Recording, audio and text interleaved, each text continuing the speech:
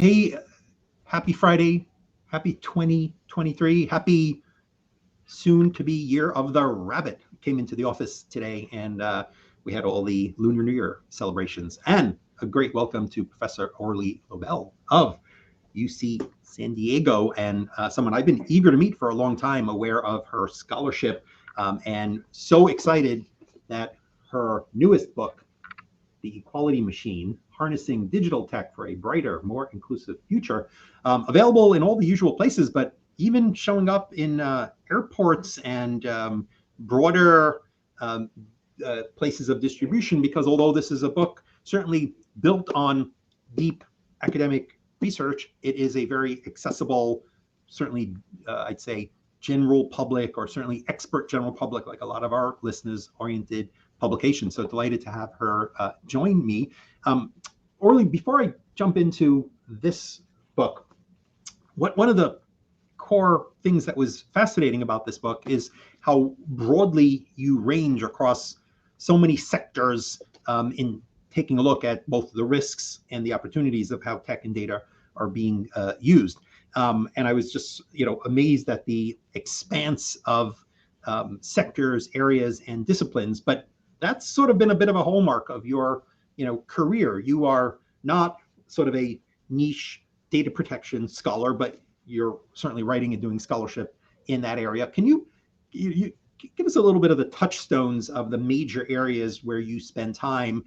People who are following the news probably have seen Professor Lobel cited now numerous times around the big issue of the FTC taking action against non-competes, where she's been a leading voice. What ties all these together? Are you just sort of eclectic? Do you have a couple of themes, and how do they fit together if they do?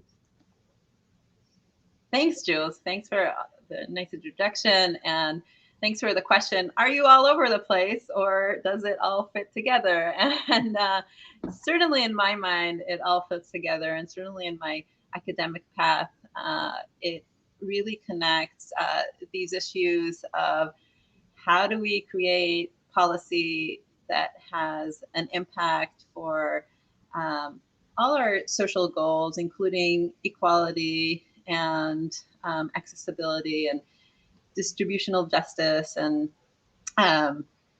efficiency. So I kind of come from the perspective of challenges, social challenges, whether it's in employment, which is probably where I do most of my research in the labor market. So I'm here at University of San Diego, not UC San Diego, which does not have a law school. But my husband is there at the business school, and we collaborate on behavioral research.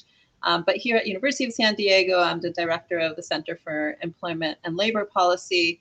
And I think about talent mobility. So you mentioned the FTC non-compete rule. This is something that I've thought about since my first book, Since Talent Wants to Be Free. And then You Don't Own Me is my second book, about how a lot of knowledge is fenced, too much kind of enclosed and not lending itself to innovation. So I really think of my research at the intersection of employment, labor markets, intellectual property, competition law, tech policy, and just kind of contract and law. So how can regulators and policy help support better practices?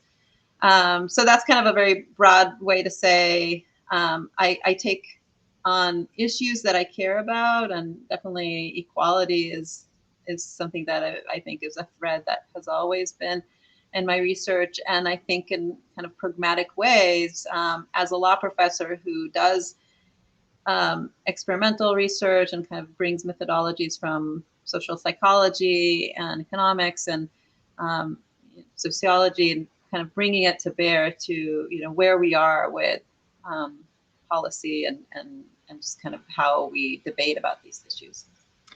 As somebody working in tech policy and privacy for 30 or so years, I lived through the days of AOL and the early dot-coms, when I think even in academia, there was a techno-optimism. This was how governments wouldn't be able to control everybody's thinking. This is how the internet was going to, free expression and achieve all these things. And certainly the last years, it seems like there's a consensus in much of the, I'd say, tech policy issue related academia, that most of what we see happening is problems created by that over optimistic view that AI is doing more to discriminate, and that health research is important, but we've got data available for people to be prosecuted if they're seeking abortions, and that AI in hiring, well, that might be an equalizer, but oh no, actually, here's how it's discriminating against women or people of color. There seems to be a huge consensus. If you look at the papers selected for the annual Privacy Law Scholars Conference, one of the leading places for academics to workshop their papers, they're all deeply focused on novel ways to combat, solve, critique, or take on. I presented a paper with, I think, our fellow friend Omer Tanay a number of years ago at PLSC, and it was called something like The Benefits and Risks of Big Data. And Professor Paul said, that sounds like Satan's bumper sticker. And, you know, right. All is effective. This book is indeed, cognizant of all of those issues. It doesn't, jump into the bubble and say all is good. You do deeply engage, but you do come out in most of the cases with, if we only did it right, and I'm optimistic that we can, how are you an outlier, a lonely outlier? Are the academics who are focused narrowly on data protection missing sort of a broader optimism? What's your, how do you fit into the pantheon of privacy scholars with your more, I'd say, somewhat more pragmatic take on these issues? Yeah. No, I mean, it's very strange to be in 2023 a contrarian by saying, like, the benefits and risks, right? Like you said, this kind of balanced idea, or the potential and opportunities and problems, kind of thinking about it in a more balanced way. I think to me it is alarming that would be like an outlier or contrarian position vis-a-vis this conventional wisdom that you just described, that started, I think, kind of in the cycle as a techlash against big tech and against companies, like specific companies, but has expanded in a way that I was very concerned and really motivated me to write the book, expanded as an indictment against technology itself, and all technology. And what really concerned me, and I talk about this in the book, and I'm kind of try to work through this, and really kind of, if I can do anything in the book, is really, it's a call for talking about issues in more rational and kind of more correct ways. I kept seeing, both in the media and in the policy and scholarly, so kind of what's happening in Washington, I compare policies that are now being considered by the Biden administration, like Biden's AI Bill of Rights, and bills that we have right now, and then at the EU. And I kept seeing just kind of fallacies in the ways that we talk about technology, and the way that we talk about privacy versus other social goals and values, kind of not recognizing nuance, not recognizing balance. Again, I think there may have been kind of a rightful correction from, like, over optimism in the early days. But what I argue is that over pessimism, or being overly critical, and kind of from the outside, what I call not having skin in the game. I repeat that phrase, I think, a few times in the book. Like, we need to have skin in the game and say something constructive, because the train has left the station. I mean, we have we have very strong technological capabilities right now. It's accelerating. Automation is accelerating. AI, the book came out, like just a few months before, like, GTP3 and all these like OpenAI is really like exploded in terms of like the public awareness of how good it's becoming. We really need to talk about how we can channel these developments for good. And if we don't do that, and we're just critical, what I argue is that perversely we're actually enabling the worst paths or the worst practices. Because if we're not all kind of with actively saying like this this way of doing things, or this algorithm is better, or this kind of design of an algorithm is better in hiring or in health algorithm that screens radiology and replaces a human radiologist. We're not sorting out the snake oil and the better AI, the better ways to collect information and to use it. Then and we're just being critical, kind of blanket, blunt, critical about like it's all very risky, and we should just privilege privacy. Then we're really not offering kind of any constructive plan, and things just kind of are really just in the private market and focused on profit, which is not always the best solution. Well, speaking of profit, I mean, I think the point the critics make is, well, we're not pessimists. We get that, research and data and science improves lives, and that's technology. But in a capitalistic society, a la, Gandhi or Zuboff, in a place where, the engineers are heavily male, where people of color are marginalized, where ad-supported models commercialize data, where government can enforce, government can access to this data, where non-democratic societies are driving this. How can you not be, a fatalist about the path? But yet you do have some optimism that companies aren't going to be solely subject to performative privacy, as perhaps Ari Waldman would call it. You do talk about Timnit Jabru and her experience, and others. Is it conceivable that profit-making companies, the Silicon Valley spend and grow at all costs model, can have self-governance that actually drives in this positive direction? We held a call yesterday with 20 or so chief privacy officers who all were discussing about whether they'll be the leaders in terms of AI policy, and many of them do see it as their role, since in large part lots of it is personal information related and so forth. But is it conceivable that companies, so far the verdict I think is a bit mixed. Are the AI ethics committees, the ethics oversight committees, are they, from the exposure you've had and your research and interaction with companies, is it, as Ari would say, performative and window dressing and really, for show? Or, is there much more serious work going on? Do you have some faith that these models, maybe assisted with regulation, are going to evolve properly? Yeah, so absolutely. I have always believed that not all corporate efforts to do things that are socially desirable are what we call cosmetic compliance, or what you said, window dressing.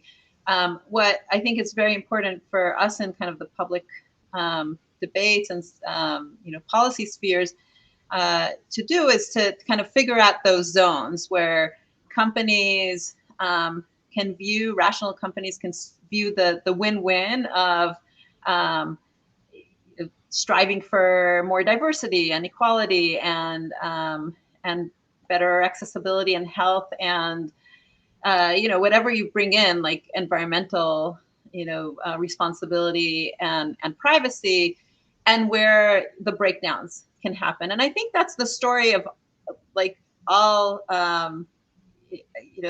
capitalist or, social democracies with free markets. That has always been the case, that, we kind of want to strive for a, what we think about as like a regulatory pyramid, that, there are lots of things that can be done in the private market and done responsibly when we have competition. But then there are the zones where we definitely need to have the checks and the accountability. So, for example, I look at hiring automation. So, really, if you look just factually, again, this is what I was saying, like the train has left the station. So, really, the debate should not be, should we allow companies to automate these processes? Should we allow them to use facial recognition and emotional recognition and video and resume parsing and all these machine learning to kind of figure out hiring? That the reality is that when you look at the numbers, the majority of Fortune 500 and also beyond, companies are using, are developing a lot of these technologies.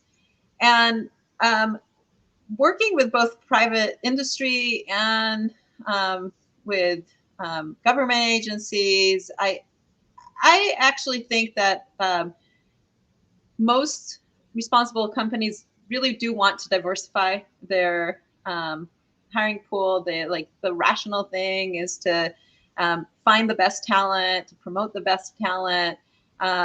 Most people, that join them, that join like tech companies, don't come in with like a, some kind of conscious evil, will to exclude or to continue, to be biased in their hiring. At the same time, I've been teaching, employment discrimination and serving as an expert witness in discrimination cases for 2 decades at least. And, and this is really an important point in a lot of my thinking about like, how do we build equality machines? What do we do with, introducing new technology? We have to insist to not have this double standard between like what technology is doing, what an algorithm is doing when it, we're introducing like a hiring algorithm versus human decision making. So we've had, vast histories, long histories of what I just said before, like, most people not wanting to be discriminatory, but turns out most of us are unconsciously biased. There's lots of reasons why with corporate culture and kind of systems and structures, our workplaces, our workforces are very skewed or not representative. So my insistence all along is, first of all, have a question. The right question is comparative advantage. Anything that we're introducing, like data analytics and people, or like people analytics, resume parsing, not whether it's perfect, but whether it's outperforming what our human decision making has looked like for a long time. And then asking the question, can we do better in detecting when the system is not doing very well? Where do we, again, with this question of comparative advantage, not just the comparative advantages, how they're performing, humans versus algorithms or automated systems, but also where can the improvement trajectory look better? So with humans, even when we have a long litigation about how there's been executives that were harassers, or a corporate culture that was infused with hostile work environment. The reality is that the change that happens is very difficult. There's very much stickiness, and people it's, even if they're told that they have these unconscious biases, it's very hard to change them. But there are a lot of advances in the way that we design algorithms with audits, with like dual algorithms, one that's doing the initial screening and the other is checking all the time for like whether the outcomes are representative of different identities. We have the like a digital paper trail, what I call like really like a way to check and to audit continuously rather than just like, you know, a one shot, you know, maybe we go in for an inspection or something like that. And you know, so again, these are all opportunities that we need to insist on rather kind of than throwing it all out as oh, we can't trust corporations. But is it conceivable that machines doing it better than humans is even going to be accepted? You know, if we're deciding bail or deciding criminal sentencing, we might show that the technology makes a better recommendation than a biased judge, but there's just something about the fact that a computer program condemns someone versus even a biased judge. Or let's take autonomous cars, right, which may or may not already be safer and clearly will at some point be safer than the average, you know, terrible driver. But we still seem to say, wait a second, cars will, you know, cause accidents because their technology is faulty. And if it's 1 in a million, we're still gonna, you know, we seem to want such a higher bar that it is so dramatically different and that substantially better or not perfect isn't enough. Is there something just about human nature or just like not wanting, you see in European law, you know, the mandate of human review, and there's been some criticism whether, you know, human review of that decision is better or worse, but there seems to be a desire to have humanity involved somehow when it's making decisions about us, even though humanity may not be as coldly accurate as the machine. Yeah, no, that's an excellent way to frame it and to ask it, because I think that's a really, really important point that I've been very critical of it. So descriptively, I think you're right that this is the double standard that you know, I was alluding to, that the media and also the policymakers, you know, there's a report of a robo-taxi getting into one accident and we say, okay, let's, you know, take it off the road. Or there's kind of the same story retold about like a facial recognition system or a screening, you know, mammogram screening bot or a hiring application that goes wrong, and we immediately say, okay, we're not using this technology. There is a higher expectation, and a lot of times it's a very irrational expectation of just. I think about it a little bit as kind of this American thing of, and I've been talking to my colleagues who say, I just want to, you know, have my wheel. I want to have my car. And it's almost like, you know, Americans love their guns and their, you know, cars. And they're like, because the next step to what you were just saying is that I argue that we should really contemplate not just having this right to human in the loop, which the Europeans are very insistent on, but also you know, here in different state laws and bills before Congress, you know, this right to have a human deciding for you. I actually argue that once we are convinced that a system is better when it's using an algorithm, so let's say a decision about a medical treatment that, you know, clearly outperforms human doctors or cars or judges, you know, if we are at some point at that point, and I think we will be, that some decisions, for example, on sentencing, will be more accurate, more fair, and more equal. We not only need to reject this idea of a right to human in the loop, but we actually need to think, and this is something that nobody's talking about, and I have a new article that's kind of adjacent to the book. It's called The Law of AI for Good, where I argue for this right, that we need to have a right for human out of the loop, or a right to automation. And this is, I think about it as, I mentioned that, you know, I think there's something very American about kind of these civil liberties as privileged over substantive rights like good health and more access, distributional justice, like closing the wealth gaps. I think that at some point we need to really understand that kind of the do not has a normative stance here that we need to recognize, that excludes, that doesn't serve a lot of the population. Yeah. Interesting whether the younger generation getting engaged eventually in policymaking is going to make a bit of a difference here. We certainly see the younger folks caring more about pay equity, caring about their workplace being involved in helping support mental health. Lots of areas where at the same time they appreciate individual rights, but they seem to have a bit more of a collectivism.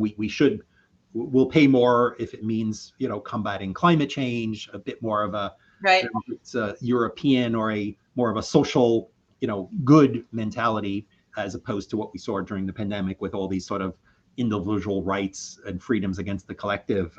Hopefully the youth will bring some new energy. Well, yeah.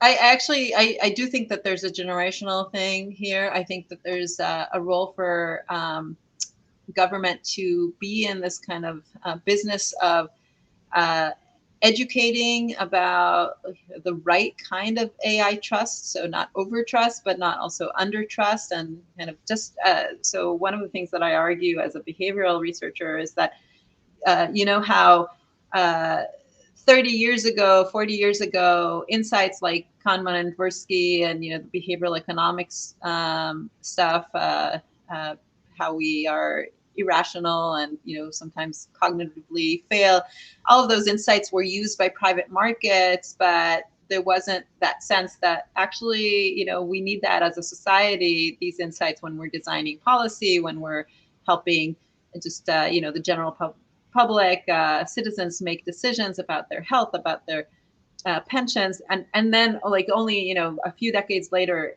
it entered into our collective consciousness. I'm arguing that the same thing will happen, that we actually need an arm, a whole field about kind of behavioral human machine interaction, and having the rational kind of amount of trust and mistrust, distrust. So education is important. Generational gaps, I think, are real.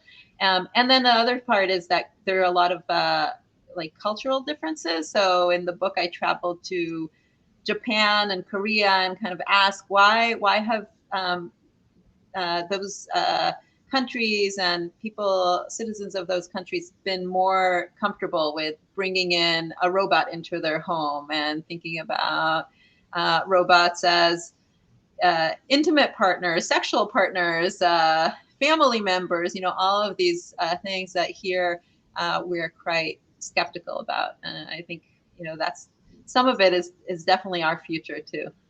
I particularly appreciated, speaking of Japan, you're sharing an insight in the book from the author of Clara and the Sun, the Nobel Prize winning author Ishiguro, who I think in responding to the way people talk about how can you be comfortable with machines having empathy and that sort of thing. And he said, well, I create characters and they're artificial, but people do have deep relationships. And so, and interact in a way that we find, thoughtful and maybe, so I don't know that we'll put the sex robots into the category of, creative Nobel Prize winning characters.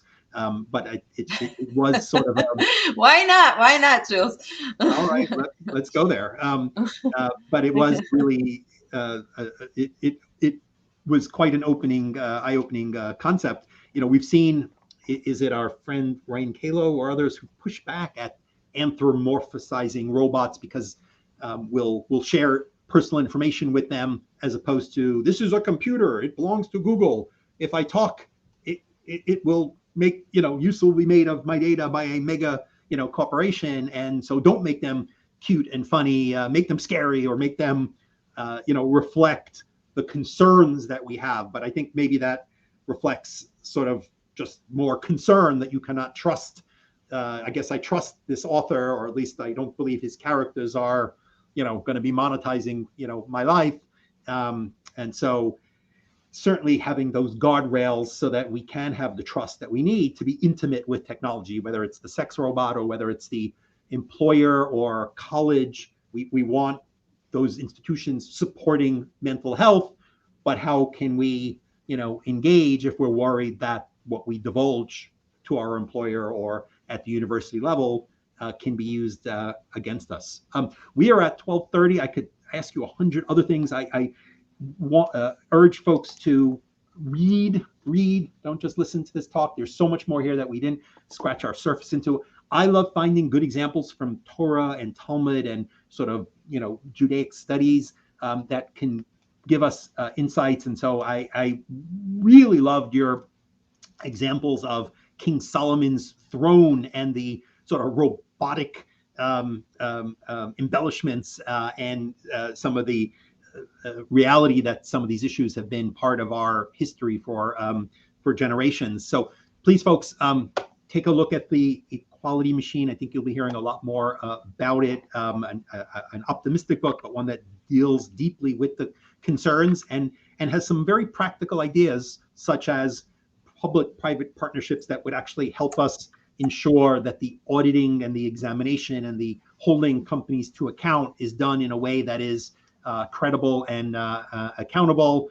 We'll post some links to some of the article.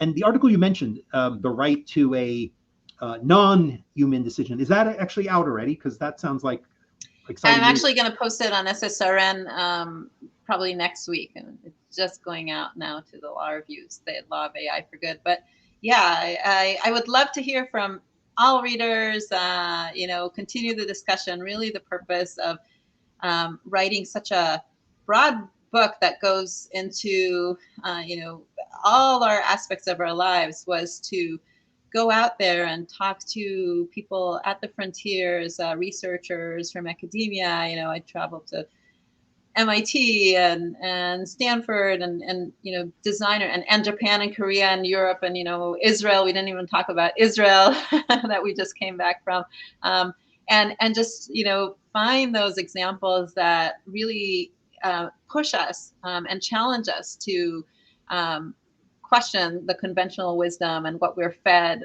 as truth about like the current state of technology and privacy risks. And I think that all of us having those informed conversations is the most important thing that we can do moving forward and creating a brighter future. I see a future San Diego or maybe Tel Aviv-based conference for the folks who are deeply aware of the concerns, but committed to taking them on so that the optimistic things that we think can happen in society, if data and tech are used responsibly, can happen. It seems like things are either technology rah-rah, or it's all scary and here's how to regulate. And we certainly at FPF spend our time deeply in that center. There are tensions, and so lovely to read a book that honestly grapples with those tensions. Thank you for joining me. Have a great weekend, everybody. And Orly, look forward to future conversations. Thank you so much.